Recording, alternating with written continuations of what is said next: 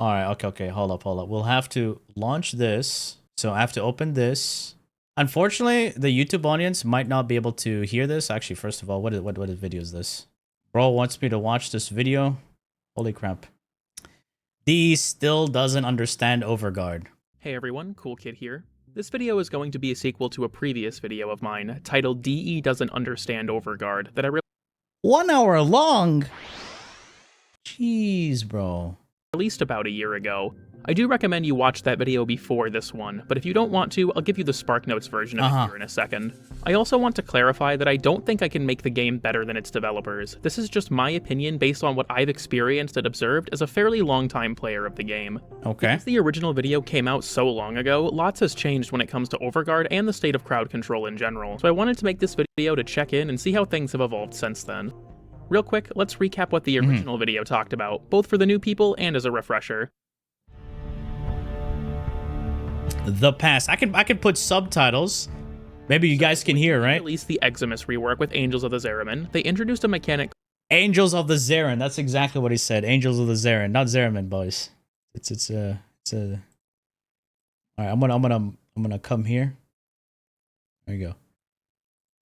Called OVERGUARD to make those new special enemies more threatening. The idea, in its original incarnation at least, was to make it a special overhealth bar that prevented players from crowd controlling special units so that they would have to contend with their unique mechanics. At first, this was limited to the aforementioned Eximus units, as well as the new Thrax and Kuva Tricarian enemies, and the Nox, all of which either had special abilities, or in the case of the Nox specifically, a direct counter to their OVERGUARD. Ancient healers could also give it. You know the problem with Nox is that they have. I don't think they fixed anything with the Nox, but those who didn't know, Nox had damage reduction all over their body except their face. So just like Clyde, you needed to get some head on the Noxes. But then when they added OVERGUARD, which is its own damage reduction thing, that OVERGUARD, the damage reduction on their body applied to their OVERGUARD as well. So whenever you shot their head, their OVERGUARD took less damage. I don't know if they changed that recently or whatever, but that was a thing, by the way, if you didn't know. Sparsely that it hardly mattered. The last video went in-depth about how the scope of OVERGUARD has broadened over time, being expanded to more and more enemies and being more prevalent than ever before. Yeah. EDA and the introduction of bolstered belligerence was the main thing that drove me to make that video, being a modifier that grants all units in a mission OVERGUARD and feeling like the complete antithesis of what the mechanic was originally meant to do. The reason this is all important is because OVERGUARD's prevalence makes crowd control focused playstyles less and less useful, which is slowly but steadily killing off a once rich and interesting approach to combat. Combine that with a lot of mission types punishing the use of crowd control, like defense for example, and it just led to CC feeling bad to use in a lot of the game. If you want my in-depth coverage of the problem, its history, how it's affected the game, and how I thought we should fix it, you can go watch the original video. For our purposes though, that's— Guys, let's be honest, right? With all this talk right now, do you think DE will have this as their primary focus? That's the sad part. Put OVERGUARD in game. Hey, players can use OVERGUARD. OVERGUARD, the most useful thing for survivability. Disregard any other type of survivability. Just keep refreshing OVERGUARD. And then you have Rhino. He has OVERGUARD, but it's the worst kind of OVERGUARD, unfortunately. Rhino is a 50-50, right? If you're building for Giga Iron Skin, which is actually, oh yeah, let's talk about Iron Skin real quick. Why is Iron Skin the worst form of OVERGUARD? DE. The first frame to ever have that form of defense. Why is Rhino's Iron Skin the worst form of OVERGUARD? Answer me this. Now, for those who don't understand why Iron Skin is the worst form of OVERGUARD, it is the only one that can be dispelled. It is the only one that gets removed while you fall off a map, walking into a nullifier, or violence. Yes. It is the only one. Frost doesn't have to worry about that. Dante doesn't have to worry about that. Nyx doesn't have to worry about that. Stynex doesn't have to worry about that. None of those guys.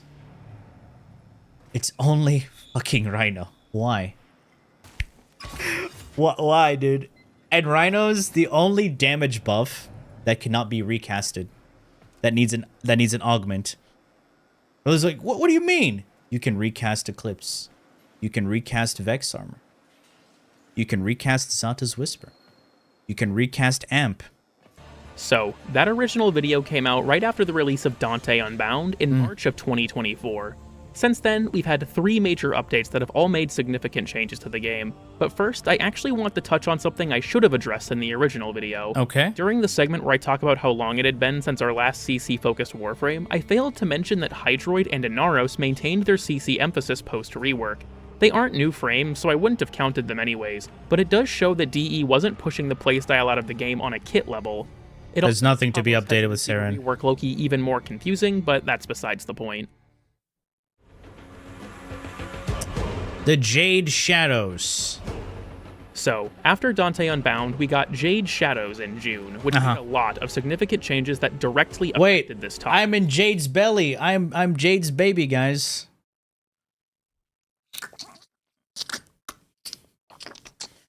Wham! I'm a Warframe, bitch. There we go. And, you know, the childbirth QuickTime event. The first and most That was such a stupid thing. The QuickTime was so shit. Oh my god. obvious was the addition of a new Eximus unit, the Jade Light Eximus. This Eximus unit targets players with a tracking laser that deals escalating heat damage the longer it's on them. They can target up to 2 players at once, and their beam can be destroyed by shooting the orb that spawns it. A lot of people acted like this enemy being added bolstered my argument, or that it would be something I would hate, but I feel like that was kinda missing the point. The Jade Light Eximus is a neat enough enemy, and while I do wish it was easier to tell where the Eximus was relative to their beam attack, Thank I don't have any you! major qualms with them.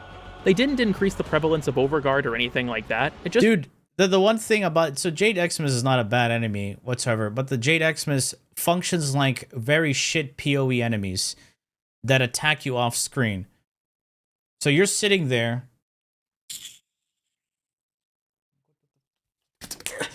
What is that? And then you're busy looking around. Where is this fucker?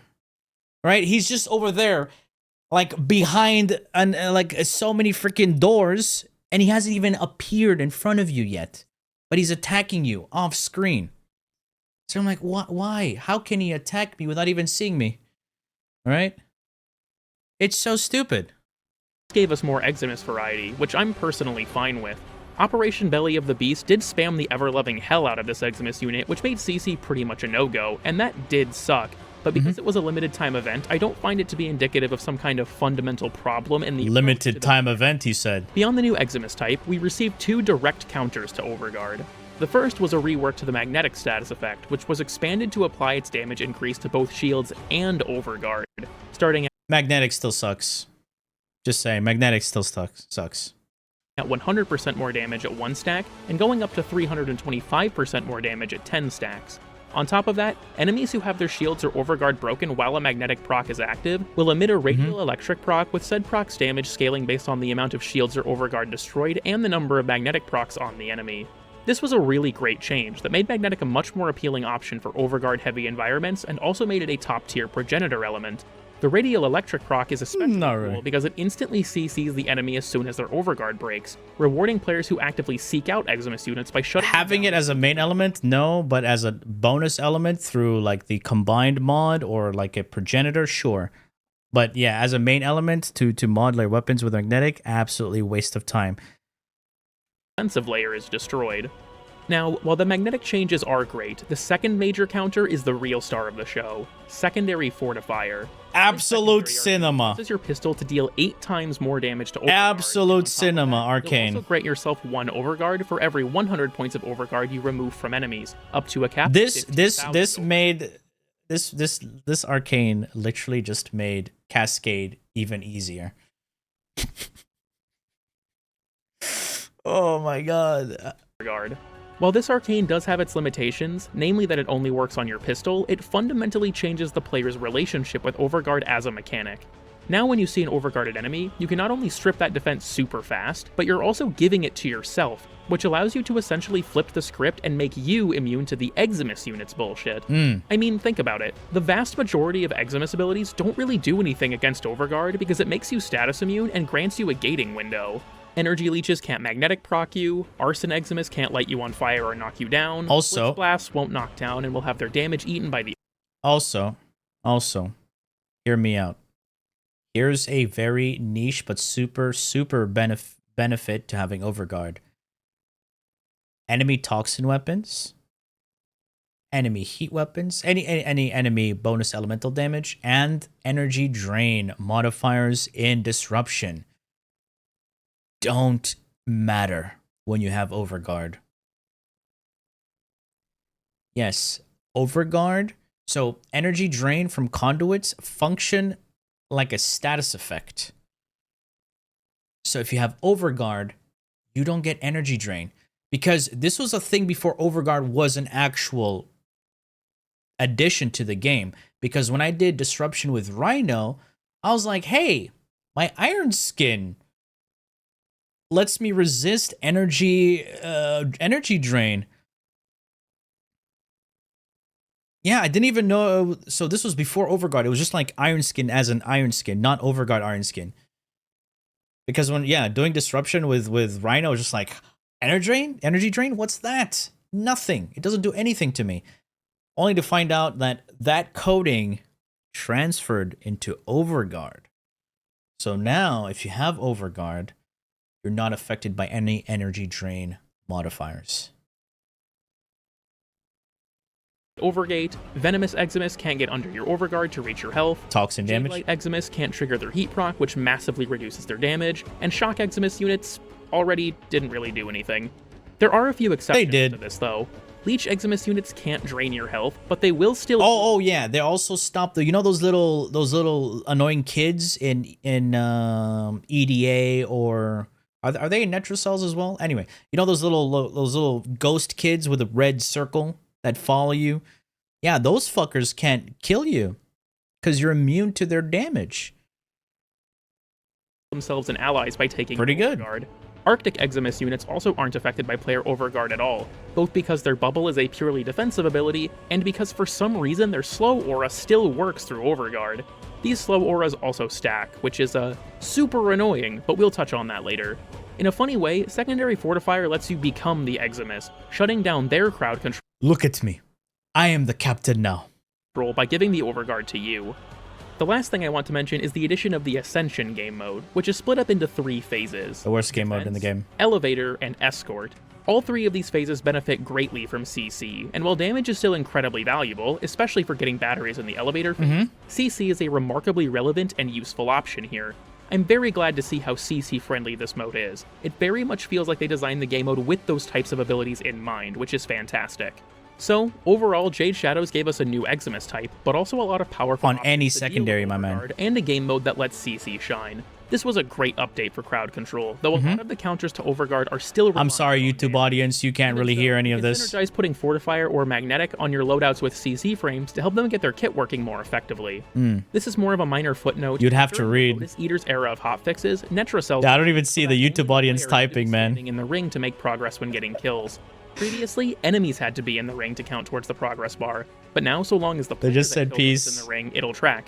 This makes Netrocells much more CC friendly, and while it still doesn't really make the game as pro CC as something like Interception, it does make CC abilities much less of a self-sabotage button.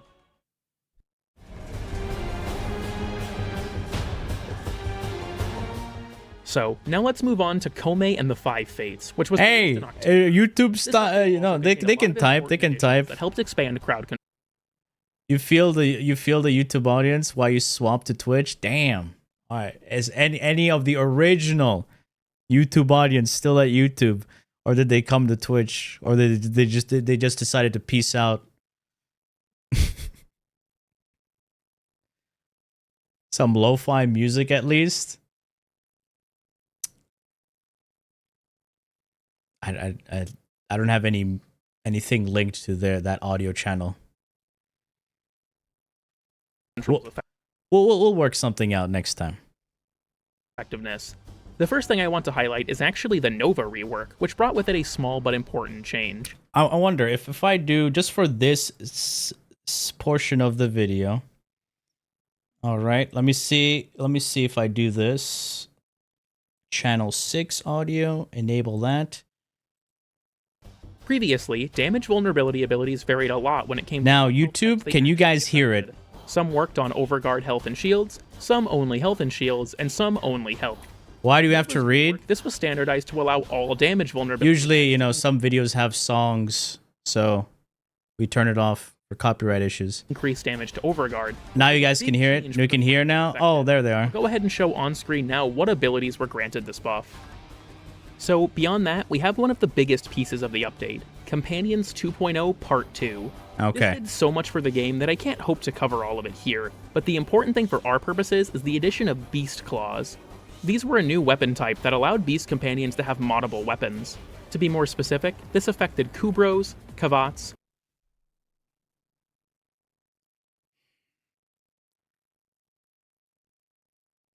Even though the rework to companions, especially cats and Kubros, was good, holy fuck, Kubros are so stupid. Why, DE? Why do we not have command skills for our dogs and cats? Why can't we command them? Why do they run off and die in the distance? And then they're just dead, teleporting wherever we go. I'm like, bro, like, what the fuck? And you're gonna get some smartass going, hey, just use pack leader. What if I'm not using a melee build, huh? What if I'm not using, you know, I'm working with abilities and guns? Well, boo-hoo, womp womp. Well, shit. Pack leader is such a clutch freaking mod that only works with melee.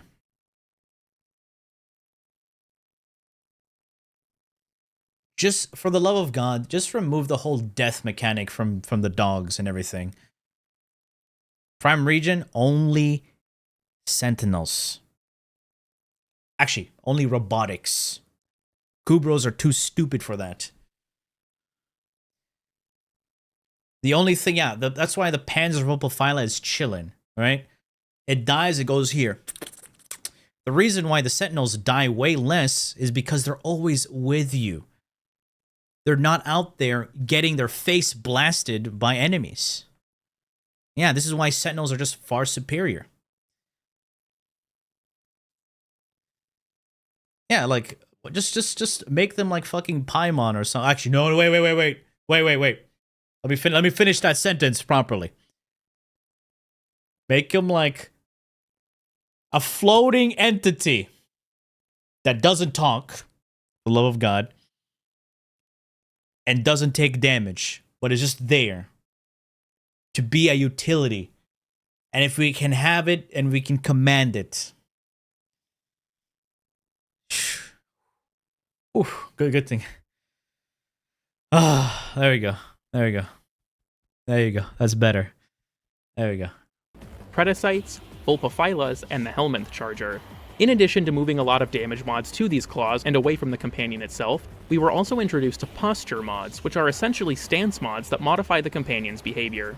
For this video, the most noteworthy of these is Assassin Posture, which causes your companion to target Eximus units. At least Paimon was cute until you meet the voice actor This themselves. lets your dog or cat or what have you autonomously destroy Overguard, which helps your crowd control abilities be more effective. The English one. Effort.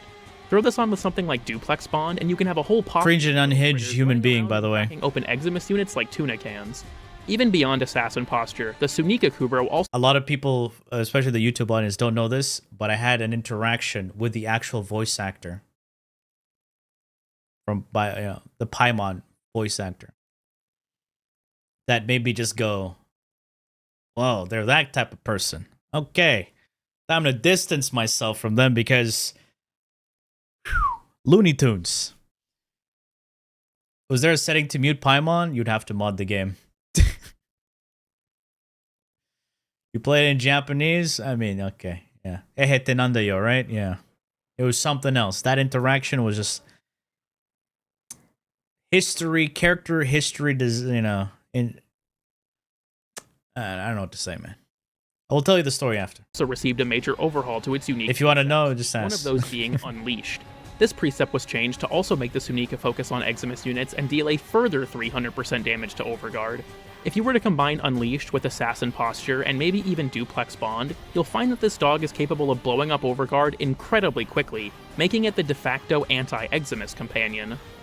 This is something that was technically added in Jade Shadows, but while we're on the topic of companions, I think it's also worth noting that Magnetic put on primer weapons to help make Overguard weaker too, with Tazakor being reworked into a fantastic primer weapon with Komei's update, on top of already strong options like Verglis and various robot abilities with Manifold Bond, and the avenue of companions. You know, the thing is, we need to get a Verglis. At this point, the only thing that I want from beasts is to not die. Fuck their abilities if they can't even use them. Exactly. And here's another thing about beasts that really sucks. You want to know what it is?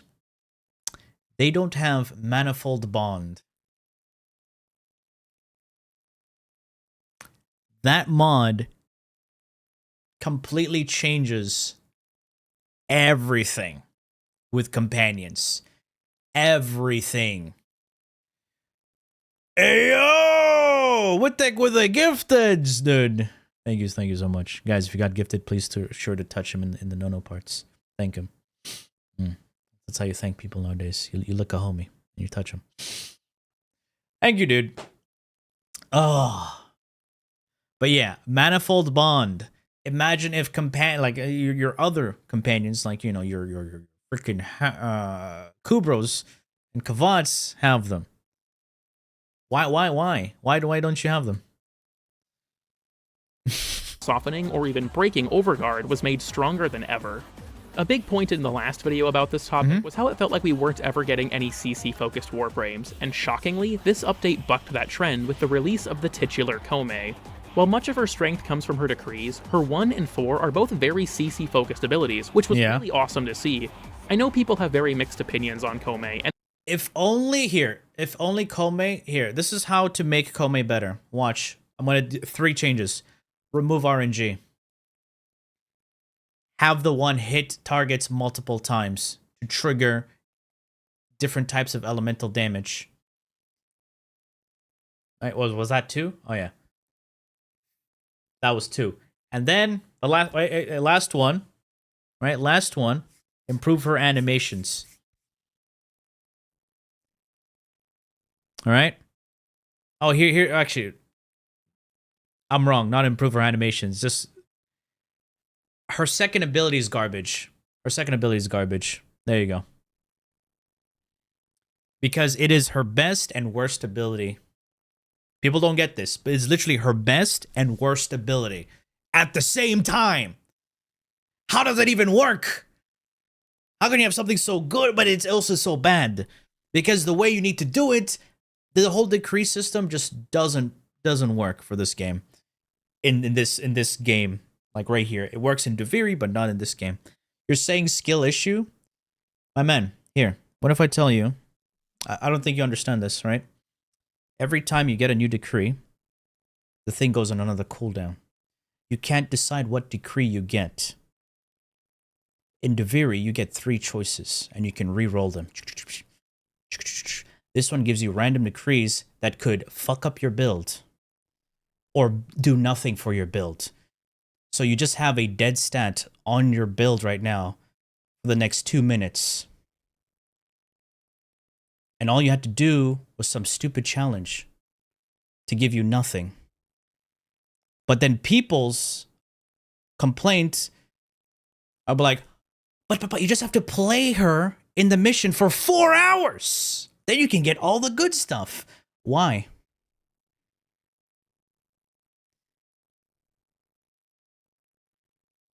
Why? Wall latch and get kills, but there are no walls? Yeah. Also, here's another thing. Teammates, if you're in a group right now, you're playing public, well, you're playing Komei, yeah, you're not going to get those decrees. You're not going to get those decrees.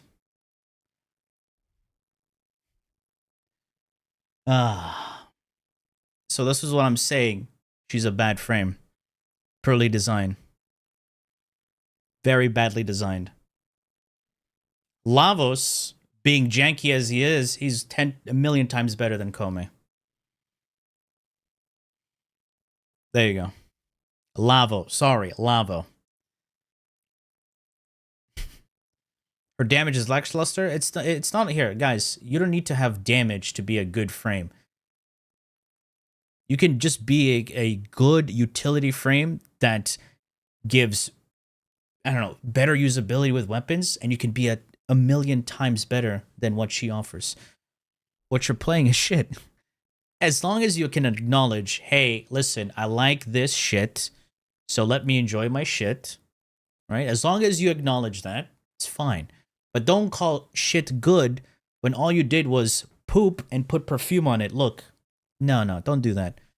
You'll get punched in the throat. Have a look at the issue with Grendel nowadays, right? Grendel got a massive rework, but the problem with Grendel is playing him anywhere outside of armored units is shit. Sorry, Steel Path armored units. Because if you eat any weak enemy, corpus enemy, infested enemy that's not in Steel Path, they just immediately die.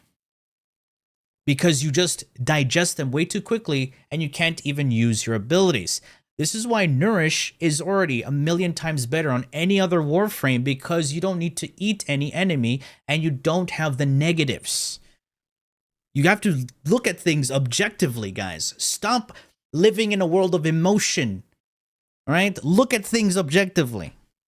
This is why some people get too fucking upset when you say, "Hey, that's shit." It's like, no, it's not shit. You're just bad at the game. No. You're putting on these fucking weird goggles and you're not looking at the things objectively. That's it.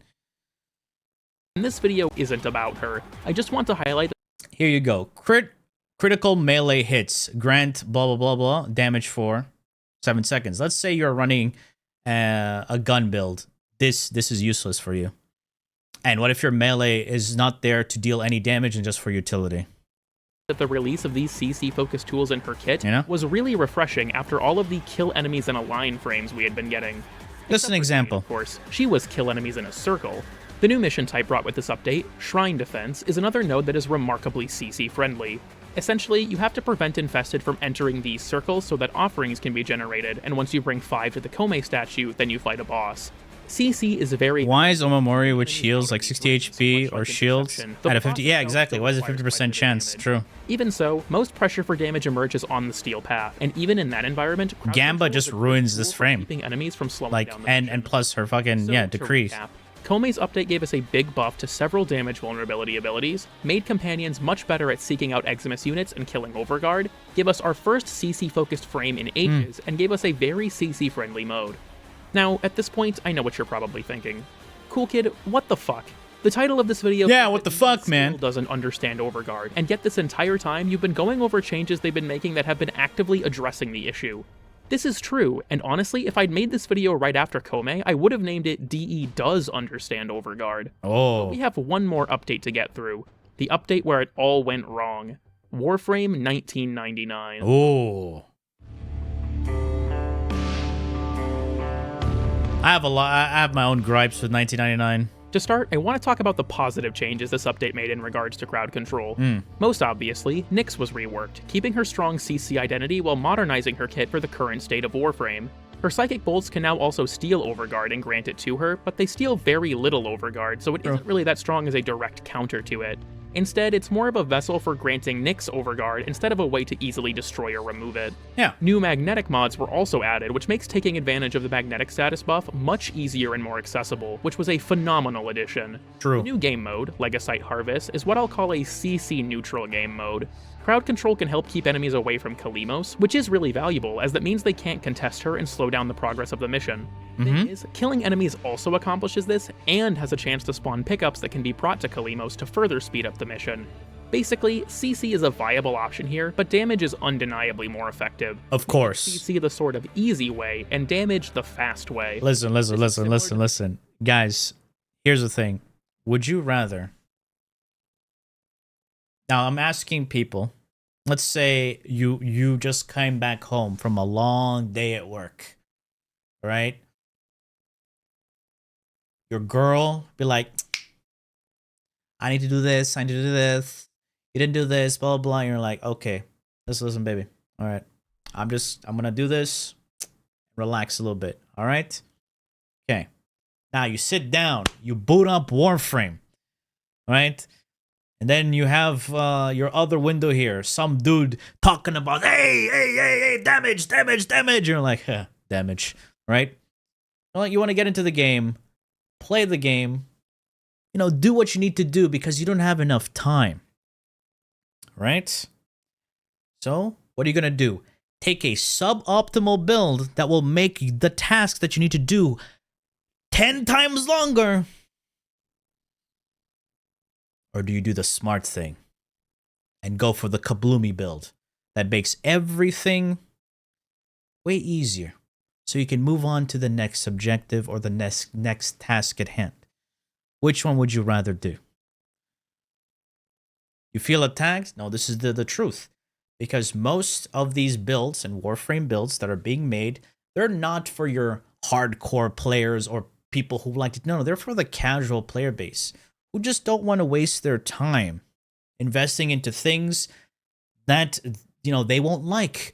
They will look up a video. Is this guy good? What does he do? Okay, I like this. Okay, let me build towards that. That's what most of the casual player base would do.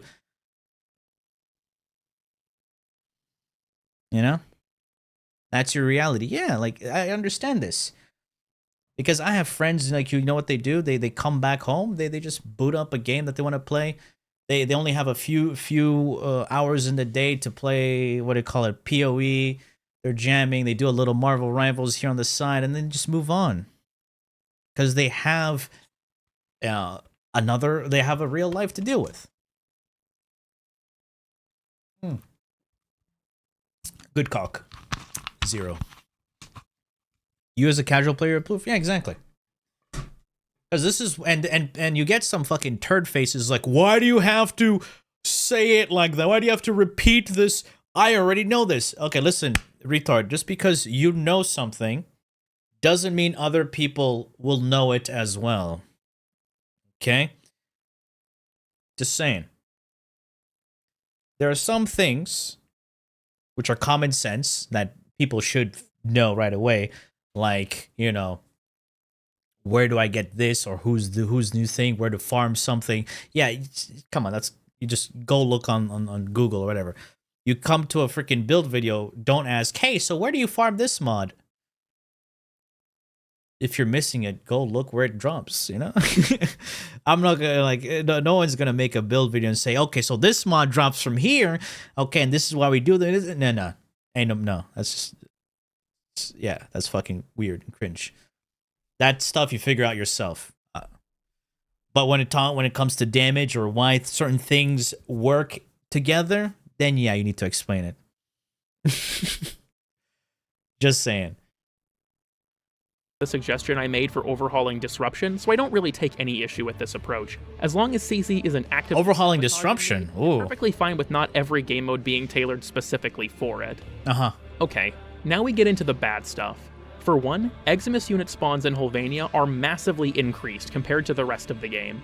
As far as I've observed, it seems like they've raised the spawn cap floor from 2 Eximus units to like 5 or 6 in this area specifically, making them a lot more prevalent. This means you're going to be encountering Eximus units a lot more often, which can make them difficult to deal with as you're unable to play into their counters very easily. The Scaldra Dedicant also innately possesses Overguard on top of like a... Fuck this guy with damage attenuation. Damage attenuation needs a rework. Remove it from 99.9% of the game. Alright? Dude, this guy, his weak spot is his dick. So I'm busy looking at another dude's dick and trying to shoot it. But he's not dying. Usually if you shoot somebody's dick, they go, oh, and they die. This guy's like, give it to me. Like, what the fuck? Bro, this guy likes it.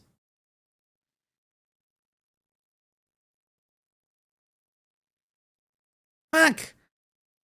If we shoot his dick, make sure his, make it like I said, make it like unstoppable champions. Stun them, and then they're weak. They're vulnerable. Their health bar changes. You're like, okay, that means his damage attenuation is gone. billion effective health, and Tekla Babao enemies always spawn as Eximus units. Fuck these guys too! Billion EHP. Basically, this place has an abnormally high amount of overguard. Adding on to this is Holvania's season system. Yeah, bullet sponges are banned. Change in appearance according with that week's season. These seasons also have an important gameplay impact. Different seasons increase the spawn frequency of different Eximus unit types. Winter brings more Arctic Eximus, spring more Jade Light, summer is that a chick? more Arson, and autumn more Energy Leeches. I just realized she looks like... Wait, what was her name? Fuck. What was her name? The chick from Tekken. Tekken 7, the little pop star with the little... With the two... What do you call those? Pigtails? What was her name? But yeah, her. If you remember who I'm talking about. The Twin Tails. Yeah, the Twin Tails. She's blonde. Not Alyssa. Fuck Alyssa. No. Lucky Chloe. That's her name. Yeah. She kind of looks like that. This further contributes to the problem of making it difficult to play into design counters because things just stack up really fast. You can't exactly roll away from two Arson Fire Blasts that are coming from different directions. It's much more... If you have PSF or Overguard, you don't need to do that at all. Just look at them and like, cute. On those bubble boys, how they'll make them die faster? Not really. Yeah. Unfortunately, yeah, damage attenuation is just, it's so bad. Badly implemented in this game. More difficult to avoid a Jade Light beam if a new one spawns right after you get rid of the previous one, and Arctic Eximus units stacking their slow auras is just complete cancer. Quick side note, why do these guys even have a slow aura? It's not really telegraphed and is pretty much impossible to avoid, let alone if you have a bunch... Wait, you're complaining? Wait. Why are you complaining? Huh? Warframe, difficulty. The amount of people, like when you criticize something, you get some freaking dick writer. So I'm just emulating. Yeah. I'm emulating those guys because apparently, criticizing something it means you hate the game. Yeah. Bunch of them overlapping. Anyways, the point I'm trying to make is that this has much the same issue as the Steel Path Undercroft spawns. This number of Eximus both makes CC less valuable and also makes playing into counters difficult. The only one I didn't mention being a struggle is the Energy Leech, and that's because I generally find them pretty easy to avoid, though in the underground section... Yeah, they have a telegraph. Same thing with leeches. The life leeches. 1999 also gave us another new game mode, Face Off, which is a series of small objectives that have to be completed in succession in a race against other players. To bolster the PvPvE of this game mode, players... I was excited for this, but there's no invasion. Oh, I'm like, dude, they should have just copied Gambit at this point, Put a little twist on their thing, but Players can pick up buffs for their own team, and more importantly, debuffs for the enemy team. Of these debuffs, there are two to note. The first is Eximus Influx, which spawns 5 Eximus units on a random enemy player. This is honestly kind of hilarious, but it can make things difficult to manage when you consider the already increased Eximus spawns. The second one is called Bolstered Bad Guys, which probably sounds pretty familiar. Yup, Bolstered Belligerence is back, granting all enemies Overguard while the debuff is active. Nice. Now, granted, these are temporary modifiers in one game mode that are entirely inflicted by other players. It isn't quite as bad as something like Bolstered Belligerence that makes an entire mission essentially no crowd control, but I still feel like it's noteworthy that DE has no problem bringing back these types of mechanics and new content, despite how loathed they were in EDA. On the bright side, several of the Fuck EDA with its stupid cooldown reduction. I hate that one. That's my least favorite one. Yeah. Objectives are fairly CC friendly, like lockbox keys and balloon escort. On the not so bright side, the mini-boss objective exists, which requires so much DPS that if you were to get it while playing a CC focused setup, you'd basically be throwing. CC can work for some objectives, sure, but damage works for all of them, so you're best off just going that. This is why here's the thing. So when I was building a meta team comp for this game mode, people got upset. Oh, you're already like theory crafting the meta? Oh my god, nice way to ruin the game. Are you retarded? you know that people are going to optimize whatever is released in Warframe. Yeah, the first thing I saw it, I'm like, okay, we're going to use this for AoE crowd clearing. We're going to use this just to keep survivability. And people are going to use these two helmets to give us damage buffs. Like, what? Like, it's common sense, man. That route, especially when you consider the already high overguard amount in Holvania and the aforementioned modifiers. This game mode encourages nuke slop more than anything.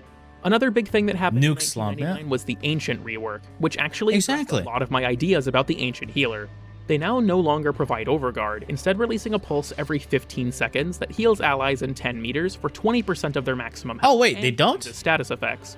Something kinda funny is that the radiation status doesn't block this, so the newly reworked Nyx can just kinda eat shit against this enemy.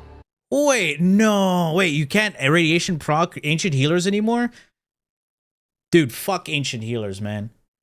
I hated Ancient healers more than anything when I did mod survival back in the days. People are like, oh, nullifiers are nothing. Ancient healers are ass. But even so, this is a great rework.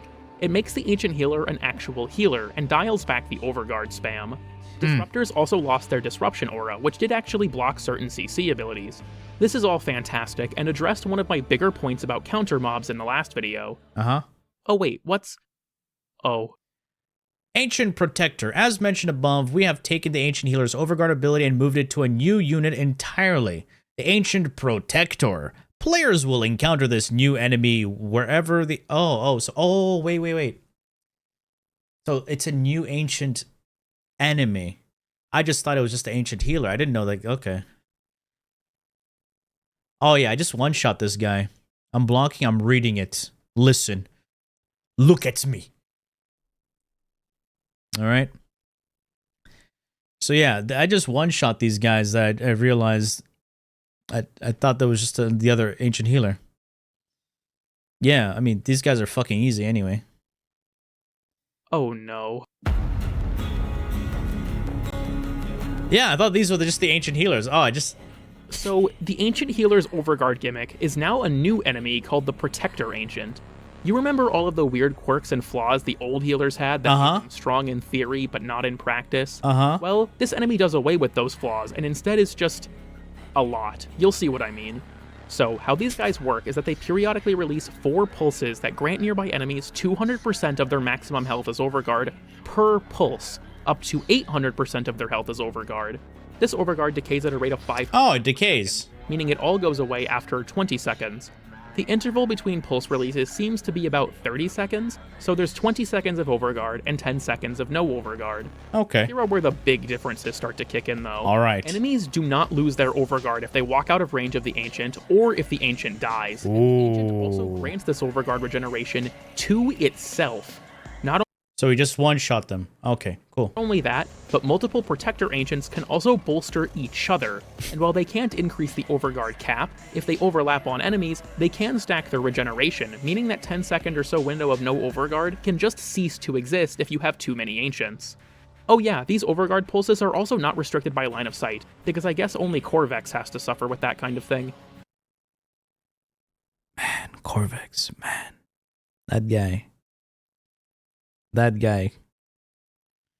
Now, fortunately, these Ancients cannot restore Overguard to Eximus units, including themselves if they're in Eximus, which is a minor but noteworthy silver lining. But cool kid, I hear you say. This is an infested enemy. Sure, they're pretty bad, but they only appear in that specific context, right? No, Well, you see, they're corrupted. Ancients are now also Ancient Protectors, meaning you have to deal with them in Void Fissures. On top of that, because enemies who are corrupted by the Fissure change faction to the Corrupted, this means they can provide their Overguard to nearly every enemy in the entire game, depending on context. One of these guys is bad enough, as they effectively turn off CC for all enemies. I mean, I saw these guys, holy bitrate. I saw these guys in what do you call it, Cascade. I didn't think nothing of it because I was like, oh, it's just another Ancient Healer, because they'd made Ancient Healers give Overguard near them for 20 seconds, but once they start to stack up, they can turn off CC in a much larger area until they're all killed. Because they can regen their own Overguard and each other's Overguard, you don't even have the silver lining of the Ancient itself being easy to kill or crowd control. I could see the idea of maybe flipping Overguard so that instead of trash mobs being vulnerable and the big guy being immune, now the trash mobs are immune and the big guy is vulnerable. So here's the thing that I don't know if this still is a thing for ancient healers, but back in the days, right, when ancient healers gave off their aura and they gave their allies damage reduction, when you attacked because they did this damage redirection. So if you attacked the enemies that were affected by ancient healers, it will deal damage to the ancient healer because they got the damage reduction and the ancient healer is taking the damage for them. So you just dealt a lot of gas. Yeah. So you just dealt a lot of gas damage, and you can ping pong the damage back and forth. You just nuke the entire group.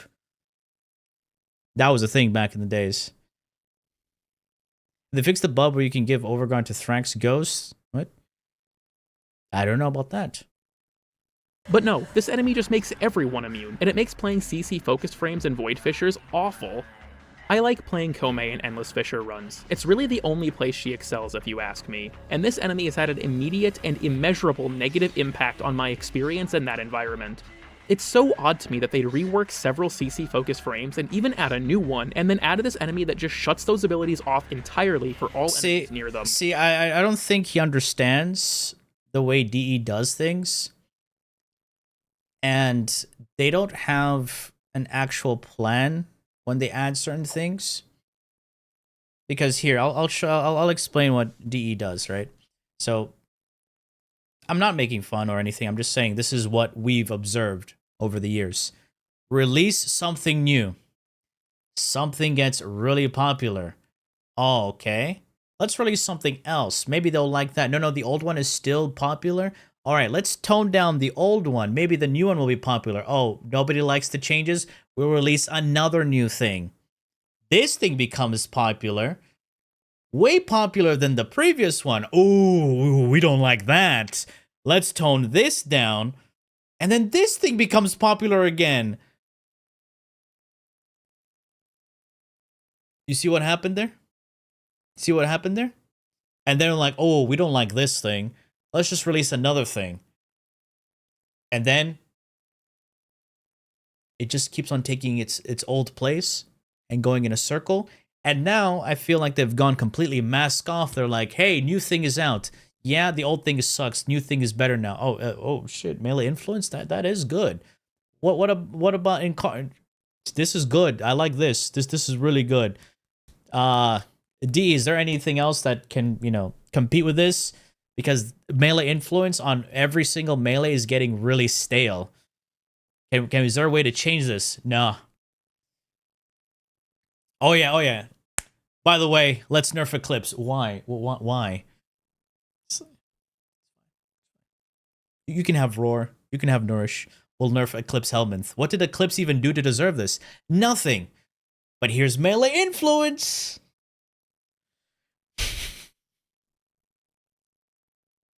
So yeah, there's always gonna slap on new things because it's new and fancy.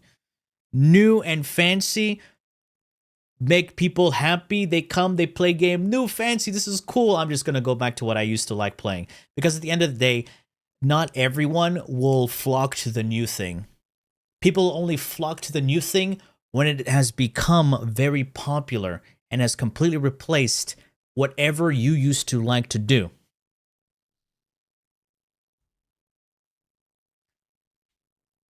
You understand?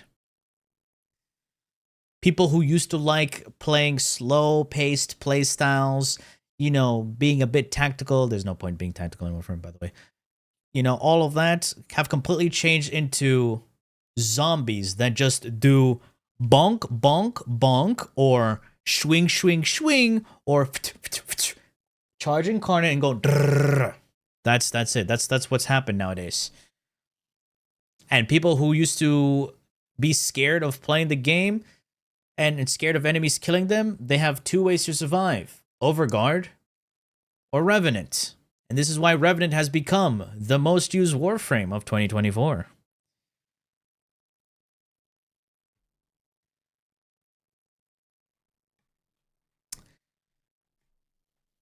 Eclipse works on Regulator, but Eclipse Helminth is fucking useless. It's fucked. It got gutted so hard. You can probably do it for such very, very few setups, but as a whole, as something that was a bit more flexible back in the days, is just not worth it nowadays. I genuinely feel like this enemy is the kind of thing that would be written up as a joke, but was then accidentally actually released into the game. This single enemy is the entire reason I wanted to make this video, because it so perfectly embodies my theory that DE has lost sight of Overguard's original purpose, and instead sees it as a blanket difficulty increase.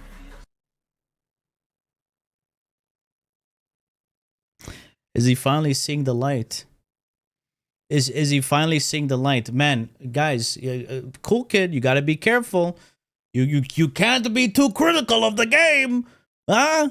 People are gonna get upset. All those dick riders are gonna pop it out and they'll go, hey, listen, you can't do that. The game is good, you know. you can't, you know. I don't even know why I did that. So yeah, listen. When it comes to difficulty in Warframe, it's artificial difficulty. It's not real. All right? We have so much power in the game. There is nothing in the game right now. Once you've reached a certain power level, guys, right? You know where the scouter blows up. Oh my god. Yeah, you will get to that point. As a new player right now, you're experiencing Warframe, everything looks fun. Oh, you will get to the point where you have so much power, and then you will realize, huh, where can I use this power? Nowhere. And some will tell you, oh, you can try and do level cap, fight enemies in an endurance run. But listen, no, people don't have fucking time to stay in a mission for more than an hour. Shoot. Even half an hour. People playing freaking 10 minutes. You think they're going to be playing that long in a mission just to see level 99999? And they're like, oh my god, wait, I'm still one-shotting them. So, damage attenuation, all this overguard, it's just there to emulate an imaginary difficult situation.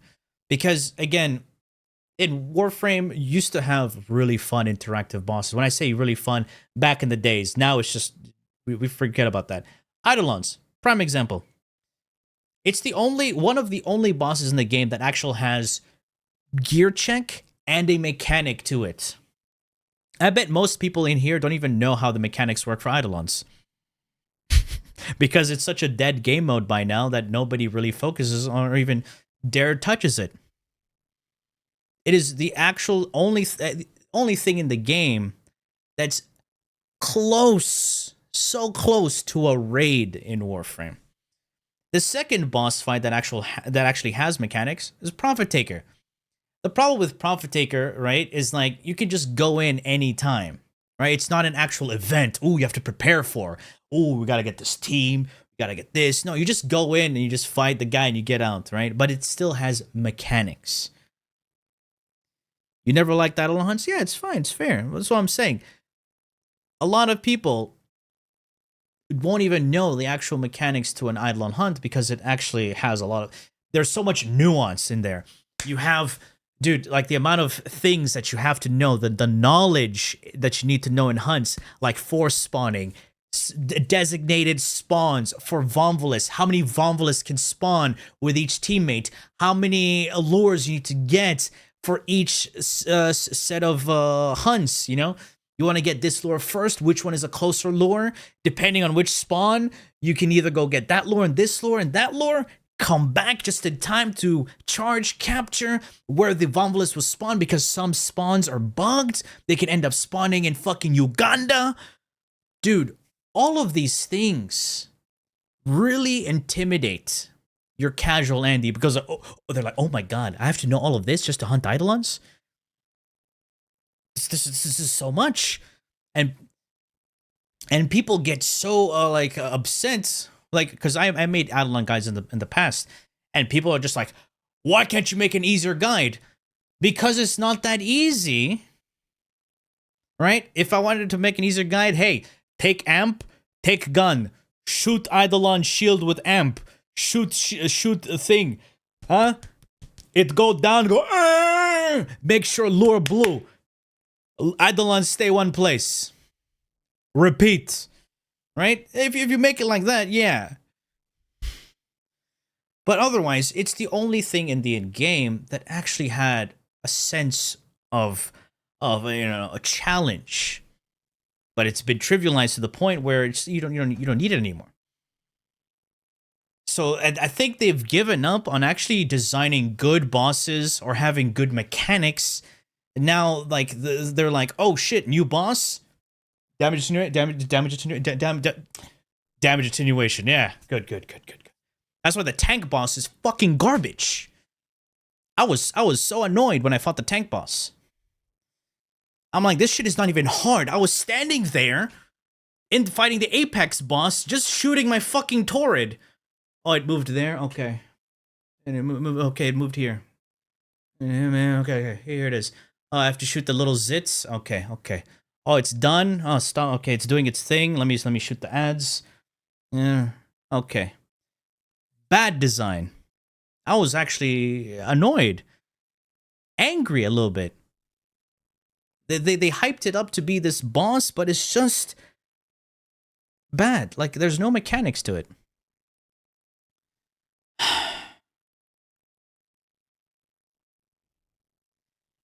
For them to actually implement endgame content, they would need to rework their enemies. Damage scaling. Enemy AI. Tile sets. All of this needs to be reworked. And that is a lot of work.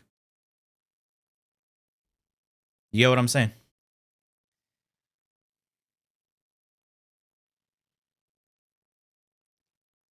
This is why, like, every time I see an enemy that has this stupid damage attenuation, I'm just like, this is boring.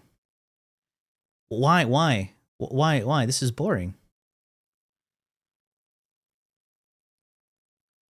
Why do you have to put bullet sponges in the game? That's not fun.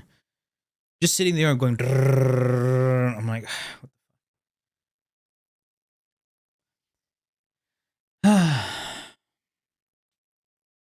we all know DE ain't gonna put in that much work. Exactly. That's the sad part. Like, that's usually I talk about this, and yeah, and people are like, "Oh, you just hate the game for saying these things." If I hated the game, pardon me, if I hated the game, I would have been talking about this. I would have left and I'd be like, peace. I would love for this game to like pop off. You know, it's actually really, you know what made me smile? Seeing Destiny 2 players coming to Warframe, I'm like, huh. All right, it's pretty cool. I'm like, look, they're experiencing this, and then the unfortunate part, they get to the point where they're like, oh, where are the dungeons? Where are the raids? I'm like, there are none. And that's when they leave. But they do come back every other update. But yeah. But you realize they're just still going to go back to Destiny because that's where they have the toxic relationship. They're always going to go back to their toxic ex. Warframe doesn't have anything to keep players playing for a long time. As a video game, like a developer, I would focus on introducing new players to new systems, experiencing the game in a new way, while also keeping it fresh for the vets, for your in and out casuals. Like, oh wait, I just left. What's this? You know?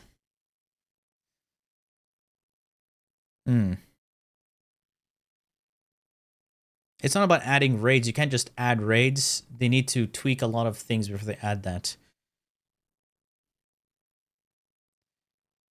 Because there are people who the only way they feel like they get a slight challenge, even though it's not really a challenge, is to sit in a mission for hours.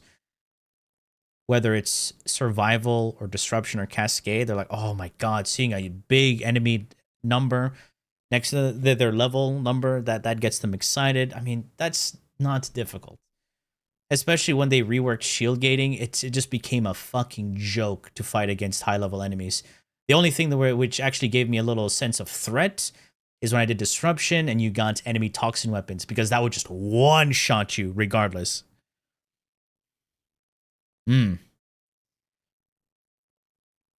How would LOR be? Dude, it would be a buggy mess.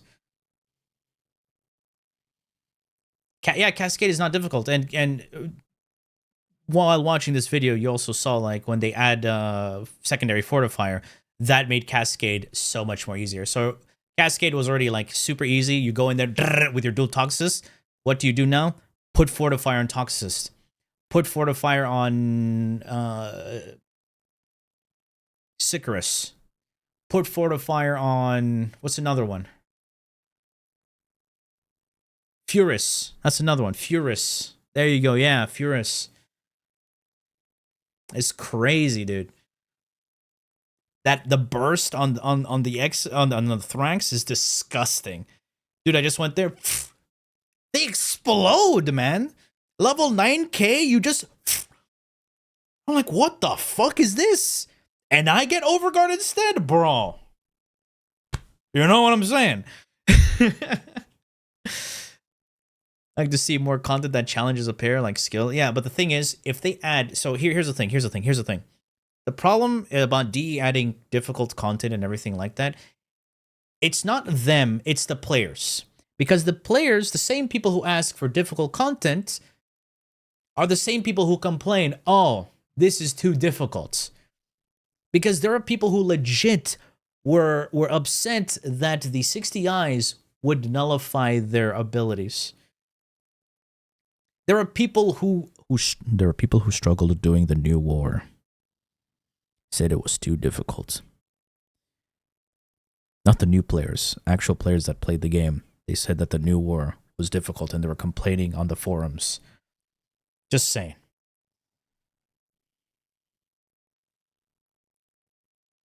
So the problem is it's not only DE, it's the players. They ask for raids, but then they're like, oh, why do I have to get this gear to do the raids? Dude, doesn't matter what game you play, there's always going to be a gear check. If you don't have the requirements, yeah, like, well, it's the same people, like, here, put into this context. Let's say you're playing Overwatch or, you know, the better game, Marvel Rivals, and you're like, hey, I want to play in a GM lobby. Are you GM? Like, no, I'm silver.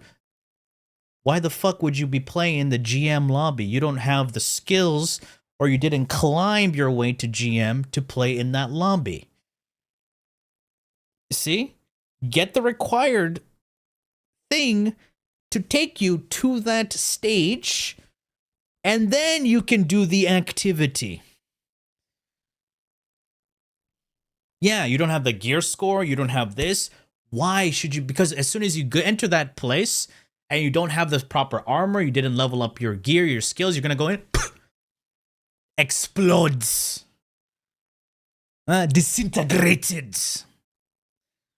This is the same people that complain in Eidolon. Oh, by the way, this is actually a true story. We've seen it live. Because we tested this. We pretended to be a new player Eidolon hunter, right? Joining groups that are recruiting for 5x3s and all that. This was back in the days. And there are people who recruit you, expect you to carry them. So yeah, people like this do exist. And they are also part of the problem. Yes. So they invited you, so like, okay, so who's doing the shooting and stuff? I'm like, you're the host. You invited us. Oh, I don't know how to do this. I'm like, why did you invite them? Why did you invite us? But then I said, you know what? Let me try and help out. And we took him to the hunt, all right? We got him to do work. Some people can't even stay in a Nitrocell circle. True that. I've seen LRs do and say why they do and say very questionable stuff. That's fair. Yeah. Metas exactly. Metas will always exist, dude. And certain MMOs or certain games will require kill proof. Imagine trying to join a challenge run in a certain raid, and you apply for that, and like, hey, have you done this challenge run before? Right? And you say, yes. Okay, where's your kill proof? And you're like, what's that? Yeah, you're just going to get kicked. Because Listen, going back to the whole 9-to-5 worker. People come back home, they just want to play game, do it fast, not have people ruin their day, and, you know, finish the raid. They got to have fun, do their things, they got the rewards. Done. You don't have the stuff, you don't have the knowledge, you don't have the skills to do certain things, then people are not going to invite you. So this is another thing in Warframe. If it's the players as well, they're also the problem. Because if you think they complain about joining little thing like Idle Hunts, and they complain about joining a Fisher, so there are people who complain like, oh, why do I need to have the same relic to farm this prime? I'm like, it's a rad share party. What do you expect? That's the thing with Warframe play. They expect, you know, give, free. That's why people always flock. Drops. Oh, there's drops. You know, that's it, dude. Chelsea's DE doesn't understand the adding damage attenuation to enemies doesn't make them more difficult, just makes them more tedious. Exactly. I mean, we already established that. The ones that play only one frame the whole time, yes. The OTPs, the one-trick ponies, the I'm only a Wukong player. Yeah, we don't need a Wukong. But I only play Wukong. Yeah, we need a healer. So can you switch to Trinity, Wisp, you know, something that can support the team? I only play... Wait, why are you closing the door? Guys, please, let me in. Please, let me in. You know, it's like that. You know, you see? OTP and Warframe? Dude, they are like that, you know? Oh, my God. I only play Torrid Rev combo and complains. Oh, man. But, again, this is a thing in Warframe. And it's, if we can have a fine balance of, like, a good understanding, dev and player understanding, get some back and forth, you know, be perfect. Test servers, you know. Does this work? No, this doesn't work because it will, you know, not do well with this thing.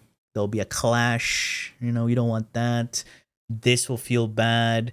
The weakness will be in this tile set. Maybe, you know, shift things around, put this here, and then, you know, I would like that. But unfortunately, we don't have that. It was a friend with a Loki OTP? Damn, dude. Oh, shit. This thing is basically a portable bolstered belligerence, and because it's in Void Fissures, they are now infesting one of the most important forms of repeatable content the game has to offer. Because you'll be doing fissures often for things like prime parts and ducats, you're going to be seeing a lot of this enemy, especially in endless environments. I know I'm focusing a lot on Void Fissures here, and that's because they're content you'll play at pretty much every stage of your Warframe journey, but I also think it's important to highlight the somewhat obvious fact that the Protector and Corrupted Ancients still exist in Infested and Corrupted missions even outside of Fissures. Between Nullifiers and Ancients, the Corrupted is probably the most anti-CC faction in the entire game at this point. Funnily enough, this also makes the issue of Overguard spam in the Undercroft even worse, as these new Ancients are there on... To be honest, in the Undercroft, I mean, if you're doing this, you're gonna get a bunch of decrees, unless you're doing it like a quick thing. That could be a bit annoying, because you can't select what weapons you want to use. Yes, I get it. Spawn count. Like, is it just me here, or does this enemy have nothing to do with Overguard's original intention? They don't force you to contend with special enemy mechanics. The title is DE still doesn't understand Overguard. They just shut off CC in a 10-meter radius for 20 seconds. I don't get it, man. I really don't. I want to make it clear that this enemy's addition does not discredit prior changes that DE has made for making Overguard less oppressive. But this shift with 1999 has led me to develop a new hypothesis, which I'm calling the Overguard cycle.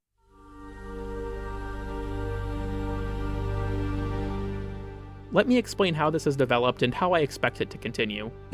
Problem. Eximus units are getting cool new abilities, but players can crowd control them so hard they never see them. Solution. Overguard is introduced to prevent players from shutting down these new enemies right away so that they actually have to contend with their gimmicks. Problem. Overguard has been repeatedly expanded and its rules made more lax, so it's now everywhere, making it much more oppressive. True. Solution: introduce new tools to deal with Overguard so as to make it less overwhelming. Problem: new tools made to combat Overguard's prevalence are now too good and too numerous, making Overguard too easy to deal with. Upwards. Solution: start spamming Overguard even more to counter the effectiveness of these new tools. As you might notice, it seems like DE is using the tools that they gave us to help off. Guys, remember when I was talking about how DE goes in a full circle with things? Look who demonstrates it perfectly right here. Guys, it's like I'm repeating myself in a different voice. Rewatched. Oh God! I literally said this, man. But of course, it wasn't in the context of Overguard. It wasn't Overguard, but it was something else. But bro, holy shit! It's man, it is something, man. It's crazy how you can actually say the same thing and people in the comments will hate you. Yes, because they hate me in general, all right? There's some people just don't like me. It's fine, and that's to be expected. Whenever you do content creation, expect people to hate you. When everyone asks you, hey, how's it like being a content creator? Do you like people, like, do you like being friendly with people? Yes? Okay, cool, you can be friendly with people, but you're going to have a lot of people still hate you. So you got to have balls. Right? Set their increase in Overguard spam as a justification to further spam Overguard. Now, you might be wondering, don't let shit get to you. What's your source for this? And to that I say, the Unum told me. It came to me in a fate dream. 2 pairs. The crackpot. Okay, real talk though. Unlike last time, I have no hard data for this. Okay. It's entirely a theory based on these trends. But I worry that this is going to continue. Overguard steadily grew in prevalence with things like Duviri, Whispers in the Walls, and Dante Unbound. Got dialed back with Jade Shadows and Kome and the Five Fates, and is now on the uptick again with 1999. This feels like some sort of power creep arms race where the new tools we're given then prompt more of the problem they were meant to solve.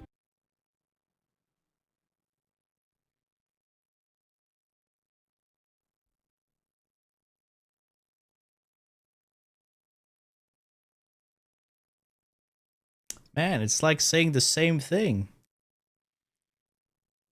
Damn. Which doesn't even address the core issue. Overguard is still in places that violate its original premise, and still removes options from the player with no interesting interaction. Very few of my original criticisms of its prevalence were really addressed at their root. Not only that, but this then makes these new tools feel more and more needed at higher levels of content, which makes the pool of effective tactics there even smaller. When you're drowning in corrupted ancients, the only thing you really do is slap on magnetic or secondary fortifier, and while those are still absolutely great options for dealing with all that Overguard, they also kind of necessarily mean you're foregoing other tactics or playstyles to take them. Not only that, but because these solutions are— This is pretty much what I said about when you mod for melee or when you do guns. Right now, when you're doing any type of melee build, whatever you're doing is just going to be shit if you don't have melee influence. Like, slams are good, right? You let people that like slams doing a lot of damage, you will still be way slower than someone who has speed and melee influence and can nuke the entire map. That's the problem. Or someone who has a glaive, an electric melee influence thing, they just nuke the entire map. So it just makes melees so fucking boring. Yeah, you get what I'm saying.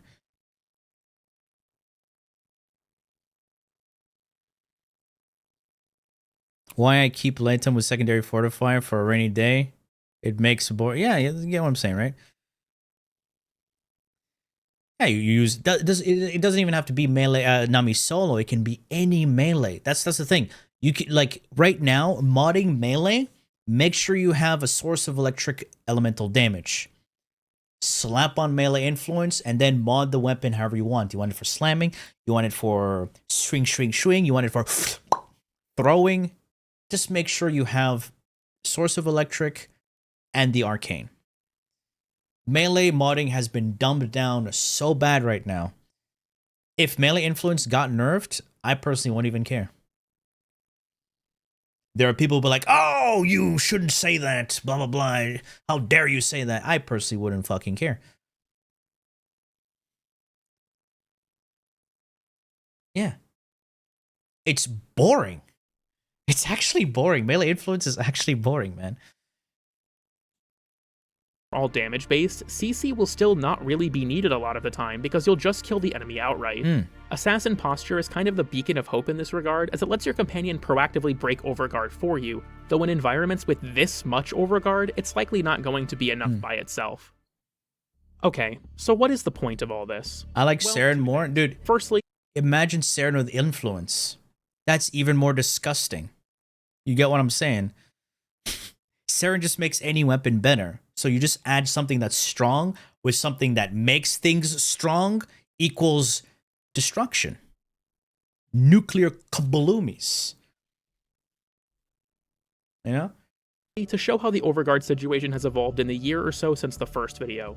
The second reason this video exists, though, is to highlight this emerging trajectory of Overguard spam being back on the upswing. Okay. I know the devs only watch my videos when they can remove fun bugs, so they'll never see this, but I do hope this trend doesn't continue. Wait! Does it feel like it's proving my original point? They'll never see this, but I do hope this trend... Why? Why? Oh my god. This is the same thing, like here. So Chroma's passive, right? He had a triple jump. This is, we're going back a little bit in time.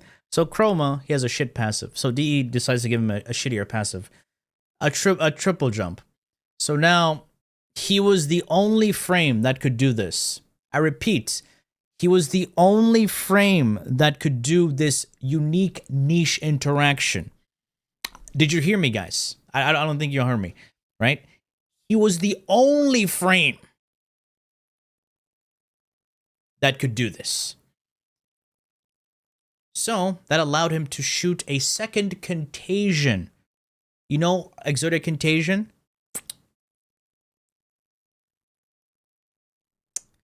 Yeah. Now, DE said, no, that's too powerful. Let's remove that interaction altogether. While you have people speedrunning and macroing contagion spam faster than you would shoot your gun. Just think about that, all right? And here's another one. Stynex, right, used to be able to stay in the air, shoot his javelins, and then he could use his first ability to group up enemies and continue throwing javelins. So he would group, throw javelins. So the issue, so I made a video and I'm like, yo, this is cool and all, but so there was a bug, right, where he would use his javelins and continue going up and up and up and up until he would hit the ceiling and you would bug out and you'd have to land. So instead of actually removing the thing where it lifts you up, they said, hey, he just can't use his abilities until he lands.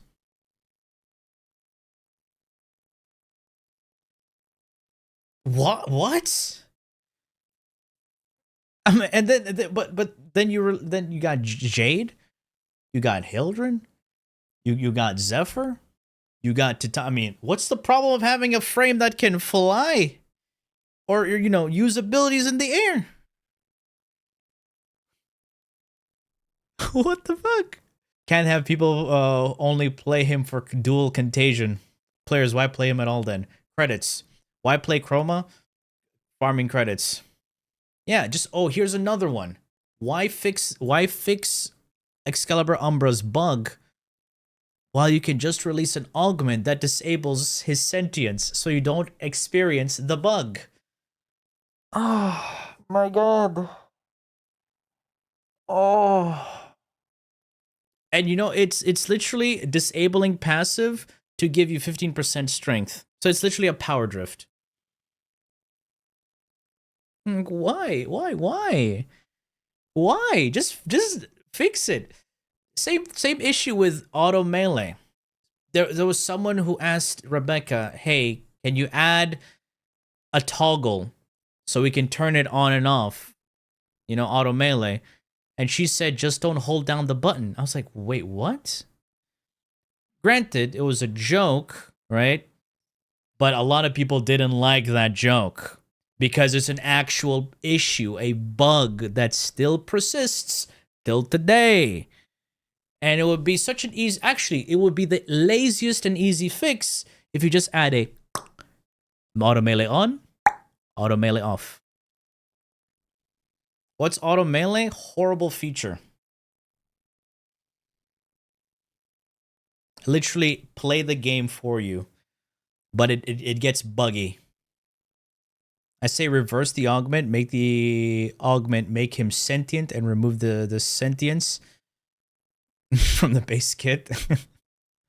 No, but that's his whole gimmick. That's the whole Excalibur Umbra thing.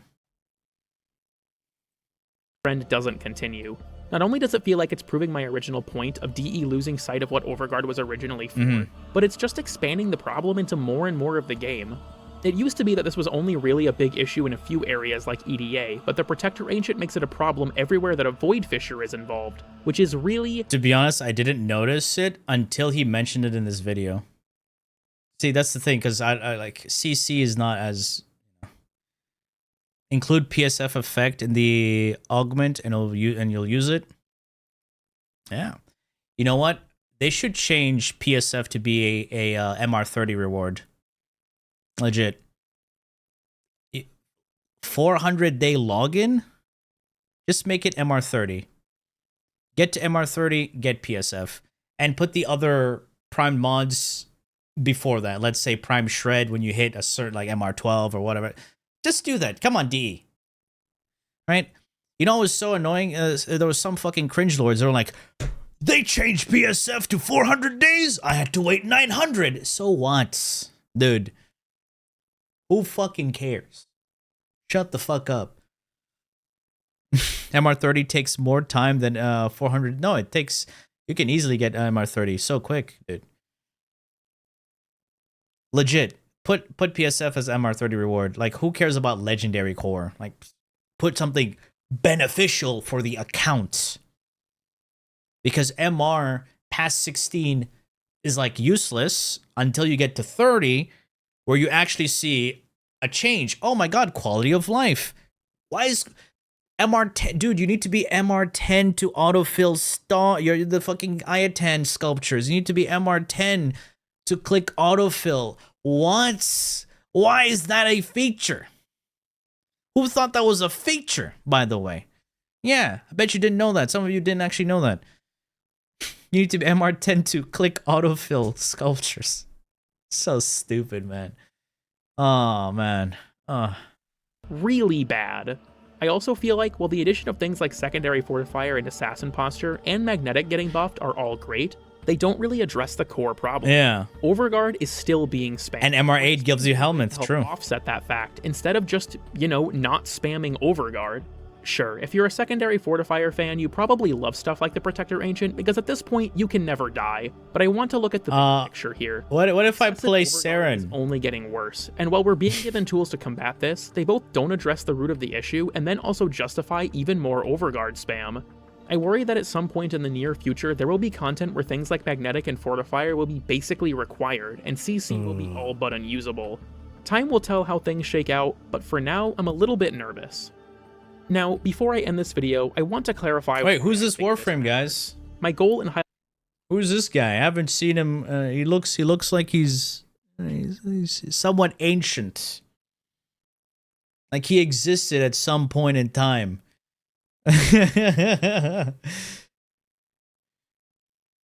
Oh, God. Highlighting my concerns with OVERGUARD is not necessarily to advocate for making the game easier. Warframe is a very easy game. I'm well aware of that fact, and the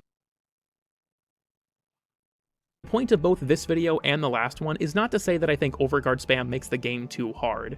My issue with OVERGUARD abuse is that it's killing off the crowd control focused playstyle, which is even more bewildering now that they've repeatedly buffed crowd control frames and even given us a new one.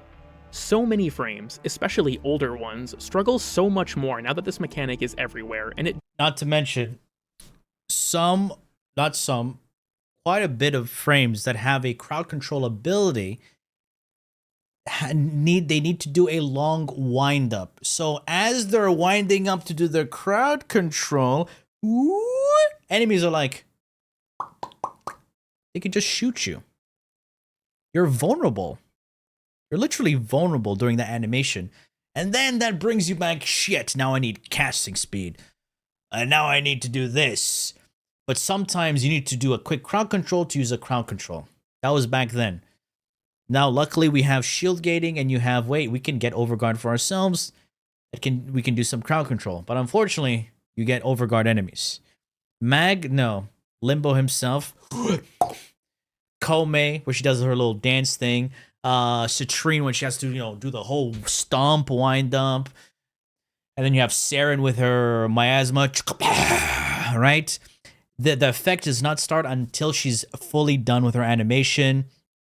Frost, where he does his avalanche. Man.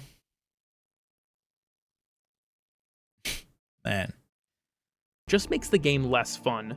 Like I mentioned earlier, I enjoy doing Endless Fissures with Kome, so much that she was in my top 5 most played Warframes last year, despite... Saren is your most used. One of your most used. I wonder why. Yeah. I wonder why. And Dante, huh? Overguard, I wonder what. Gus? Respect for Gus. Coming out in the last 3 months of 2024. The Decree objectives help keep me more... Guys, literally, Valence Formation, damage. Overguard, damage. Damage. Zoomies! And damage. And then she exists. Coming out in the last 3 months of 2024. The Decree objectives help keep me more engaged than I otherwise would be, and I find it fun. But with these enemies now infesting those game modes, I really don't enjoy it that much anymore, because I feel like the thing is, doesn't work. Kome is a lot easier to get than Lavos is, because she's that new player Warframe that anyone can pick up. But then it requires a lot more investment for her to be usable. Here's another argument that people would say, oh, but Kome is a new player Warframe that anybody can get and they can use. But to make her useful requires you to actually have items to make her useful. A new player is not going to have those mods. Like, what the fuck? Think before you talk, man. Even if she's a 24-hour frame, you can easily get her. Then you need Forma. You need actual mods. Holy crap. Unless they buy with plant, yeah. And that sucks. Sure, I can still just kill everything, and that's that, but it doesn't harmonize with how the frame is made, and just isn't fun for me. If you enjoy just dealing... That's true, exactly. That's well said, well said. Fun for you. This is something that people don't understand. This concept that fun is a subjective thing. Something like, for me looking at this, I'm like, what is he doing? Like, yeah, but this is fun for him. Something that people don't understand, that they look at their opinion, like their form of fun, as an objective fact. It's not. Harmonize with how the frame is made, and just isn't fun for me. If you enjoy just dealing a ton of damage or using things like secondary fortifier, that's totally fine, but that doesn't mean this problem doesn't exist. You can play the game however you want, and if you like playing frames like Mesa or Dante, that's great. I just worry that before too long, frames that aren't like them won't see any use in any content that matters. And people need to understand that. People need to understand that. So, that's what's changed and where I think things might be going. I know the title of these videos are somewhat provocative, and I want to clarify again that I don't think I can design this game better than its developers. I just want to share my concerns. Yeah, Nidus. Why the fuck would you play Nidus nowadays? Holy shit. That guy's dead. Happened. I also want to say again that the changes that have been made to combat overguard abuse, like the magnetic overhaul, secondary fortifier, and assassin posture, are all still great changes to the game. I just don't feel like they fix the core issue. We need to just keep in mind what overguard is for, instead of just adding new ways to deal with it and then spamming it even further. If you've made it this far, do let me know in the comments what you think. Do you agree that overguard is becoming too prevalent again? Do you think it's been made too easy with all of the new counters we have? It's just the think this isn't really most used thing now. Place? Maybe you just use fortifier and forget overguard as a mechanic enemies can even have. I'd love to know. Just please keep it civil. Beyond that, you can do all the typical You asked the Warframe community to be civil? Are you mad? You gave an opinion? You criticized something? You're definitely not civil there, buddy. How dare you do that? nonsense, like, sub, join the Discord, stop by the streams, and so on. I want to give a huge thank you to all. Alright, that's the video. Challenge impossible? True. They expect these guys to use these brain powers? No, brain power not exist. This is the video, boys. Go check it out. Give it a like, sub, all that good stuff.